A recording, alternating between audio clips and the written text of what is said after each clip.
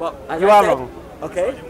As I said, okay, I accept that I may be wrong because I'm open to adjustment. But what I'm saying is, when you have people in your group, okay, who've been here for over half an hour, okay, and all they understand from the discussion is how you're defining the terms of the discussion. So if you say, what is your name? And we spend over half an hour just defining what is, okay, you are missing the point of the discussion. That's why I said, ask me a question, and you say, what is your name? And I pick name. I could have gone what? What do you define what? What does what mean? No, but here's the point, you see. Here's the irony. Okay. It was him who was defensive. Why? I'm a Muslim. I know what I believe. I'll tell you why I believe it, right? He was a militant agnostic. Yeah, I heard him say that, yes. Oh, you heard him say that? Well, he said that right at the beginning of the discussion. And he also repeated it midway, because I was only at the beginning. I repeated it, maybe not him. Anyway, so I want to know, I'm here to learn as well. Okay. Yeah? I don't claim to know everything. So I want to know what a militant agnostic is. Okay. And he says, I don't know. So I asked him, what do you mean you don't know? He says, I said, what don't you know? He says, I don't know what I don't know. Now, does that make any logical sense to you right now? You don't know what you don't know. It does make sense. You don't know. Be militant about it. No. It's slightly confusing. How does you don't know what you don't know? How does that make any sense? Okay. Give me an example of that. Okay. When I was at university, I was told that there are three truths. Okay. Right. Those we know. Those we are yet to find out. Right. And those we don't know that we don't know. Right. In other words, certain things we've discovered. So we've discovered this is an atom. We know Right. that the atom does X. Right. And we therefore know that although it does X, we haven't discovered this yet. But this X is linked to that. Right. But we don't know. There's also a wider picture Right. of how it links and it We don't know interacts. that. So we don't know that. Right, so I have no issue with that. Yeah. Right. Then he says his militant agnosticism gives him peace in his life. Okay. Right. So I asked him, what's going to happen when you die? Okay. Then he started speculating. Now he's already said he doesn't know. But now he's speculating. Now my question obviously is this: if you don't know what's going to happen when you die, how can you have peace of mind? Because you're going to die one day.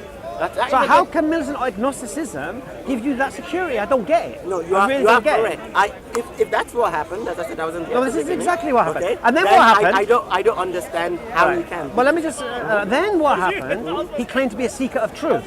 Okay. So imagine this now: you're a militant agnostic. You don't know, and you don't know, and if you don't know, you don't know. But you're seeking truth. Right. I don't know how that works. Because if you don't know and you're seeking truth, right? So the next question has to be, how will you recognize truth? Okay. And he said, I'll know it when I see it. So I asked him to define what that truth is, and he couldn't. So all the defense was from his point. Why? What did I say to him? The way I work is very, very simple. Okay. Whatever you believe right now, you weren't born believing it. Correct. It's inherited, or you learnt it, or you were taught it, or like I said, an inspirational teacher, or whatever, yeah?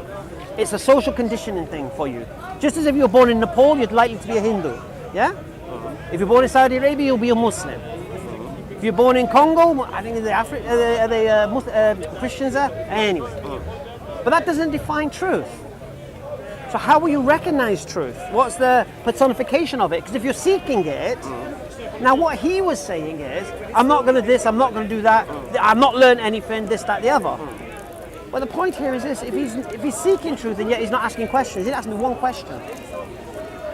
Yeah. So what I said to him is that, look, if you were a Christian, I would ask what you believe and why you believe it. You would give me your Jesus died for my sins, whatever. You'd produce your book that supported it, and then I would proceed to take apart the lies and deception you've been fed. Simple. And establish truth. Well, let's say I'm a Christian. Okay. Okay. Make bold statement. I'm neither Christian, neither Muslim. Probably closer to him. I'm agnostic, but not militant. So you're agnostic? I'm agnostic. Alhamdulillah. Now, okay, let's say I'm a Christian, okay, and I say this is my truth. Why would you seek to pull it apart instead of pulling it together and looking for the similarities? Okay. First thing, the reason I would pull it apart is a very good question, is because what I believe cannot be reconciled with what a Christian believes. What a Christian believes will grant him salvation, in my belief will take me to hell. And what I believe will be my salvation, as a Christian belief, will take them to hell. So we can't reconcile that. I understand, but this is where I'm confused, and someone has to explain this to me. That's fine, but once again, what you are looking at is what draws you apart. So if you say, No. hold on. So if you say, what did I say? Do we believe in What did God? I say? What did I say? You said, what I believe. No, what I said, no. You asked the motive why I would do it. Okay. So I know one of us has been lied to. Well, at least one of us doesn't have the truth. Yeah. So now we have to determine who does have the truth. Yes, but once again, that perspective is looking for difference. Why not look for similarities? But Look, if it can't be reconciled, we are both human. No, yeah? no, wait, no. We are both human. Okay. We both breathe. Right, air, right, go on. Okay. yes, we're both human. Okay. We are both religious. Right. Okay. We both believe in God. Now that's where the line stops. Right. Now, you are a Muslim. Yes. Even if you are a Muslim, do you not believe in Jesus? Yes. I'm a Christian. I believe in Jesus. Do you believe Jesus was God? Am I talking? I'm just explaining to you, looking at the similarities. That's the first question you don't get. Remember what I said earlier? I'm neither Christian nor Muslim. I'm explaining to you why we need to look at the similarities. Okay? Because if you then said, okay, we may not agree on what Jesus is, but we both agree that we believe in Jesus, then we are drawing closer. No. Would you not rather draw closer? No, unfortunately, Is there not the enough problem war is in that- this world that we're looking to divide? No, you're missing the point. Look, we are Muslims, Christians are Christians, because we're going to die one day, we're going to face our Creator, Yeah. and we want guidance in our lives. This is why we believe what we believe. Salvation is the key to what we believe. Okay. Salvation is the motivation for what we do, all right? So if what I believe salvation is the complete polar opposite of what a Christian believes salvation is. Okay. Complete polar opposite. So it can't be reconciled. One of us is wrong. So you are looking for the right answers, what you're saying? No, what we're trying to do is establish Okay. who is wrong. Because guess what? We both want salvation. Okay. All right. Let's say I'm a Christian, yeah. This won't go well for you. No. Once again, you're looking the wrong way. Or I'm sorry, I didn't mean to judge you, but you are not looking at it from my perspective. Let's I've say, heard your perspective. okay. Let's say Let's say I'm a Christian and Yes. you are a Muslim, right? Okay. You are looking for salvation. I'm looking for salvation. As a Christian, okay, my book should have taught me that I should not judge others. One of the key commandments in the Bible, okay, is that you should love your fellow beings. So I should be looking for unity. I should be looking for unity. If you go over to the opposite side now and you talk to the Muslim brothers should also be looking for unity. Okay. Why? Because one of the goals of the Prophet Muhammad is to spread Islam throughout the world. We should all be Muslims. It's an ideal goal. That is why you get positive people who are trying to explain the truth. So you don't understand this, so that we can all come to the light and see what's right. Problem is, we are both human. Okay? You understand Islam, I understand Islam. Truth is though, none of us knows the fuller picture. Only God does. Okay? Correct? So therefore, instead of saying, only God will judge, he's a bad person, he should go there. Right now, we should be bringing the world together. Imagine if we brought the world together, okay? Then we could say or we could say and we'll be like, yeah. That's all I'm asking for. That is why I know it seems wrong. That's why when I came, I said hug it out because I'm like, let's bring us together. No, there's no issue with that. Okay. This is why in Islam there's no such thing as race, or class. There is. No. When Malcolm X went to Mecca, okay, he was rejected twice. What? He was rejected twice. What? Read his autobiography. I read it twice. I wasn't. First So thing. I checked with my brother. First thing. And then when they discovered that he was First who thing. he was, First then, thing. yeah. First thing. Let's establish something what I just said. What did I just say to you? He said first thing.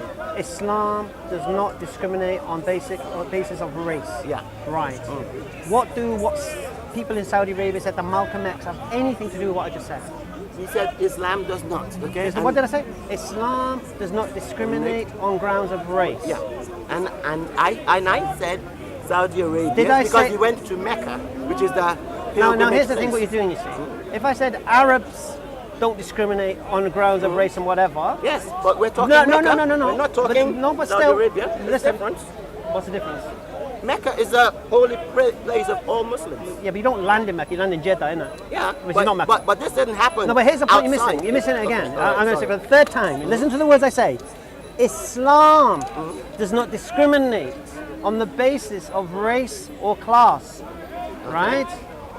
What am I telling you here? You're saying Islam does not discriminate On the grounds basis of race and or class. Now, right. can you cite clear evidence where that is the case? Yes, the last sermon of the Prophet Muhammad sallallahu alaihi wasallam. Okay, now there are certain Muslims in Sudan, okay? I'm not interested. No, you said Islam does not discriminate. I've given you... No, you're telling me what Muslims do now.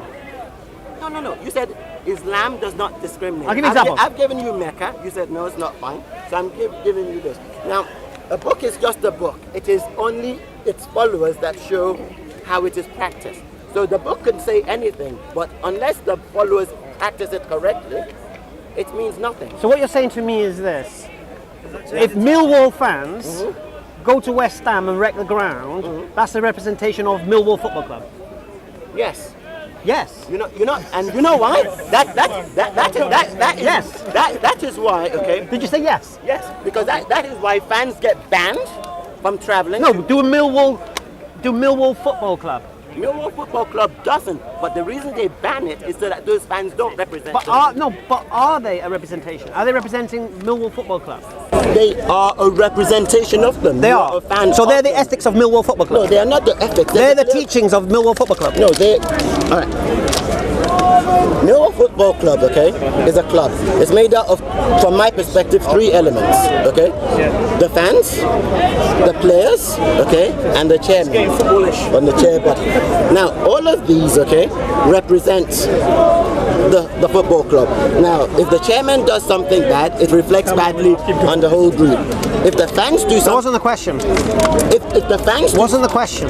if the fans do something bad, it reflects badly on the whole group. Is the Therefore, actions of the fans the teachings of the football club? if the actions of the Is it the teachings? no, I didn't say Right. that. It is a So representation. the actions of Muslims have nothing to do with the teachings of Islam. Assalamu alaikum. My name is Vegard and I'm a Norwegian Muslim convert. I'm working with the Dawah organization IslamNet to establish the Deen of Allah here in Norway. We give Dawah and present Islam to the Norwegian people. Isn't that great? To be more efficient in our Dawah, we are establishing a first of its kind Masjid and Dawah Center, where we will have Islamic programs, classes, lectures and education for non-Muslims. I am so grateful to Allah for having guided me to Islam. Sadly, I am the only Muslim in my family. It hurts me that my parents haven't accepted Islam yet, and I ask Allah to guide them. But it also gives me a special drive to work for the establishment of Islam. I don't want anyone to miss the chance of becoming Muslim. Maybe my mom and dad become Muslim one day thanks to you. If we can establish this center, I could bring my parents to come and learn about Islam in our native language, which is a challenge today with the mosque here speaking Somali, Arabic and Urdu. The Prophet ﷺ said that the Muslims are like one body. If you can feel my pain, would you please help me relieve it? You are now my new family. Click the link and donate to establish this masjid and share in the reward for the message of Islam reaching the corners of Norway.